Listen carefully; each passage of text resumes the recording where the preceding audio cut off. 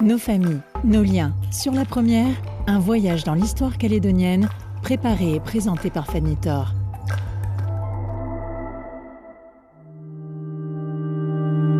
Bienvenue dans le quartier de Magenta à Nouméa chez Monsieur Bernard Bouillet pour tenter de démêler les racines alambiquées de sa famille, présente en Nouvelle-Calédonie depuis plus de 150 ans, après des escales dans le sud-ouest français et à l'île Bourbon, la Réunion actuelle.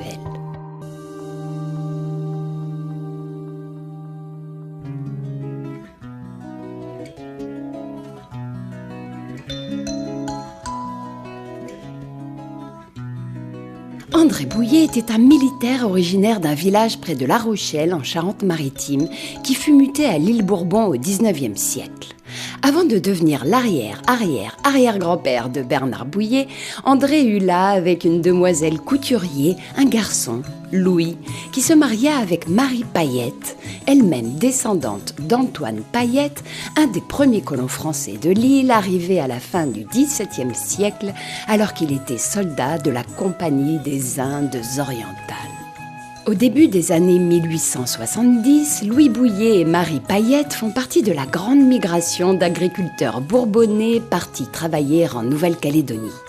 Après une période à Wailou, la famille s'ancre à Bourail et leurs enfants s'unissent avec des Odia, Dijoux, Guépy, Richard, l'Église, Pêtre, Cretz, Chabran, Cassou et Roustan. Brice-Eugène Bouillet, l'arrière-grand-père de notre Bernard, épouse lui Joséphine Cécile Arbulot. Cécile Arbulot, mon père me dit, c'était une peau de vache, la grand-mère. Elle bouffait des bonbons. Voilà. Et les gosses, parce que les trois garçons, ils fauchaient les bonbons. Elle avait foutu des paquets de bonbons enrobés dessus de l'Ouest, c'est amer comme je sais pas quoi, et elle mettait sur son armoire pour que les gosses bouffent les bonbons. Elle me dit, c'était une peau de vache, la grand-mère. Mais vous savez que mon grand-père, il tenait une boucherie, et mon grand-père, il avait un fouet. Et les gosses, il frappait les gosses avec, hein. Mon père m'a dit, attention, ça rigolait pas. Hein. Il était très très sévère.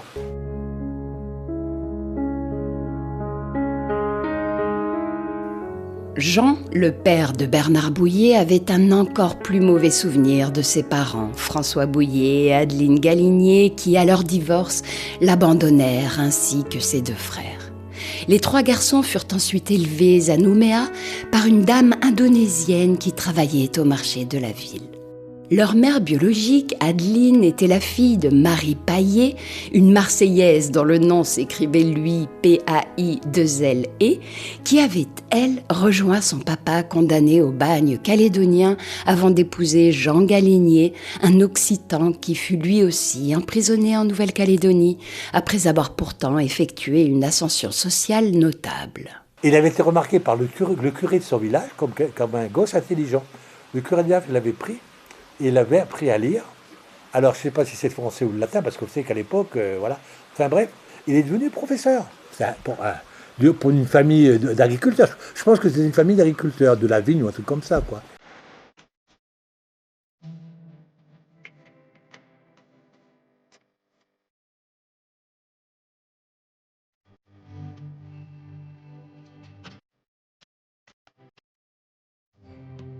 Au début du XXe siècle, la famille paternelle de Bernard Bouillet détenait beaucoup de terres à Bourail, mais aussi l'actuelle propriété Renard à Nakutacoin sur la commune de Dambéa, ainsi que tout l'espace où se trouve aujourd'hui le lycée de Pointe-Boute.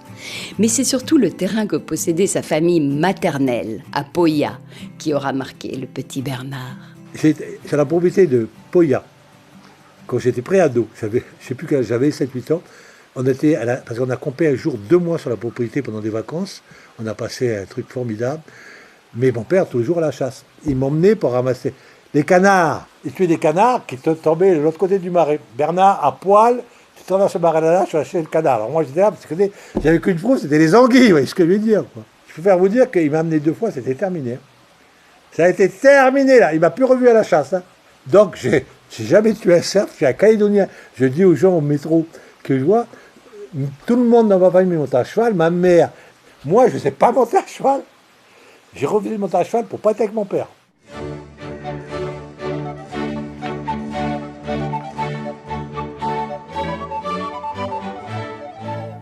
Fines écuyères donc, la mère et la grand-mère maternelle de Bernard Bouillet descendaient de la noblesse française. Les parents de cette dernière, Robert Guénan et Jeanne-Suzanne de Caillères, étaient cousins germains de par leur maman, des sœurs de Filleul. Et ils furent forcés de s'exiler au bout du monde suite au scandale que leur union consanguine avait provoqué dans leur illustre famille. J'ai un ancêtre qui a été ministre de Louis XIV de Caillères, et son frère a été gouverneur par intérim du Canada. Mais je savais parce que mon arrière-grand-mère avait le portrait. Voilà les histoires. Et mon arrière-grand-père, figurez-vous, donc c'est Guénan, oui c'est mon arrière-grand-père, s'appelait Robert. Figurez-vous que dans les années 30, il monte à cheval tous les jours sur la propriété. Et un jour, mon arrière-grand-mère va acheter des jeans, et c'est les premiers jeans qui étaient teintés avec des teintures chimiques. Avant, c'était des teintures naturelles. Et ces teintures chimiques, elles n'étaient pas bien fixées. Il fallait les laver à outrance pour tirer les teintures chimiques. Et bien mon arrière-grand-père a mis un jean, parce que c'est quelqu'un qui était toujours pressé, il a mis un jean. Alors, il y a une de mes cousines qui m'a dit que ce n'est pas tout à fait des réalités. Soit il a eu une blessure, il a mis le jean toute la journée à cheval, soit c'est un échauffement, il est mort, il a été empoisonné par la teinture, il est mort en 3 jours de douleur atroce. Alors soit la blessure à cheval, parce que mon cousine dit que c'est une blessure, moi on m'a dit empoisonné par la teinture. Il a fait un échauffement, vous savez, entre les jambes, la teinture a pénétré dans le sang, empoisonné.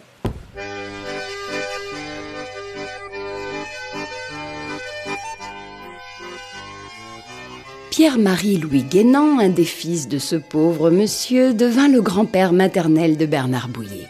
Son épouse, Suzanne Berge, était la fille d'une Tarnaise, Marie-Louise Fourcassier, et de Maurice Berge, dit le Bordelais, qui arriva de Gironde pour diriger la première maison ballante à Nouméa. Suzanne Berge faisait partie d'une fratrie d'une douzaine d'enfants, dont plusieurs garçons étaient partis combattre en Europe lors du premier conflit mondial. Et pendant la guerre, elle leur envoyait, vous savez, des boîtes de Liechtenstein remplies de gelée de goyave. Quand je suis arrivé à Bordeaux, ils ont dit le café calédonien et les boîtes de gelée de goyave. Elle les alimentait pendant toute la guerre. Impressionnant. Et donc il y en a un qui est revenu, il s'appelait Xavier, que j'ai connu bien, un frère de ma grand-mère.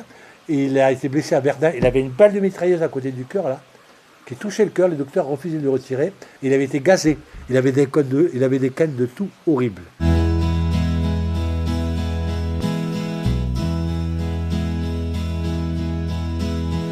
Christiane Guénan, future maman de Bernard Bouillet, grandit dans une maison coloniale qui se situait dans le quartier latin de Nouméa, face à la baie de la Moselle, et à la place de laquelle a ensuite été bâti un restaurant de fast-food américain. C'est aussi dans cette demeure que Bernard Bouillet, né en 1947, fait ses premiers pas auprès de ses grands-parents maternels, de sa mère et de son père, Jean, ancien marin reconverti dans l'industrie minière. En 1960, Christiane Guénan, Jean Bouillet et leurs enfants déménagent dans une villa qu'ils ont faite construire rien que pour leur famille nucléaire, tout près de l'actuel stade Noumadélé dans le secteur de Magenta. Mon père, sur les 30 000, il avait 22 ou 25 de traites à rembourser au crédit. Donc ma mère nous élevait avec les occasions familiales. Donc on mangeait au petit déjeuner, on mangeait normalement le midi, mais le soir on buvait du thé avec du pain et du beurre. Pendant des années, ça a duré 20 ans ou 30 ans pour y rembourser le prêt, quoi. Voilà, quoi. Et vous savez, mon père, c'est un cas. Il a vendu cette maison. Bon. Nous, on était grands à l'époque, moi. Je ne sais plus, sans nous en parler.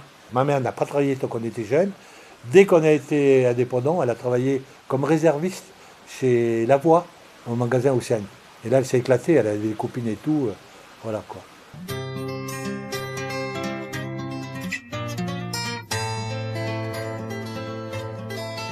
Au total, Christiane Guénan et Jean Bouillet auront 5 enfants, dont Bernard est l'aîné et qui se marieront avec des Hulme, Gilardo, Santino ou Poustis.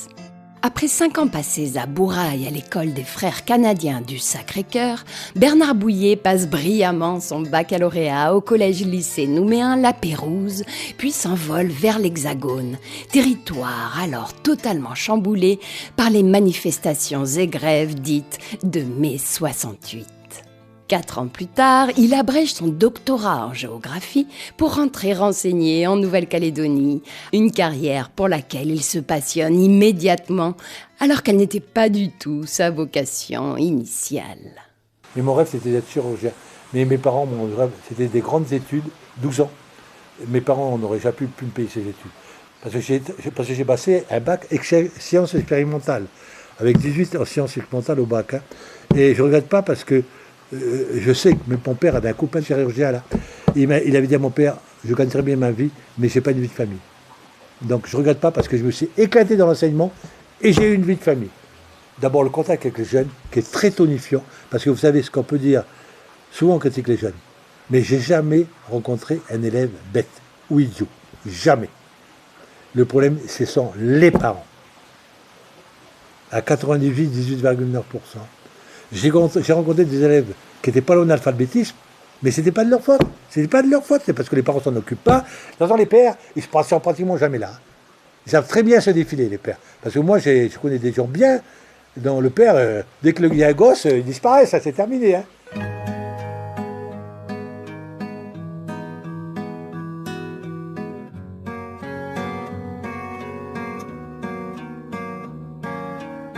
Bernard Bouillet officiera dans des établissements secondaires de Poindimier et de Nouméa, au lycée La Pérouse, puis à leur ouverture au collège de Rivière-Salée et de Magenta, où il demeurera durant 22 années.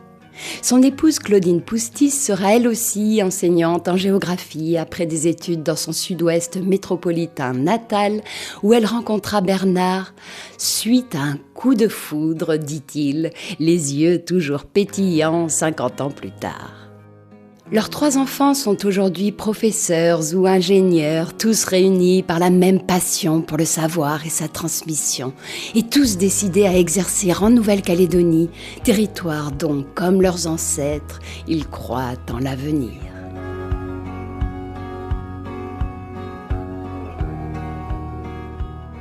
Nos familles, nos liens, à réécouter sur le site internet de Nouvelle-Calédonie la Première.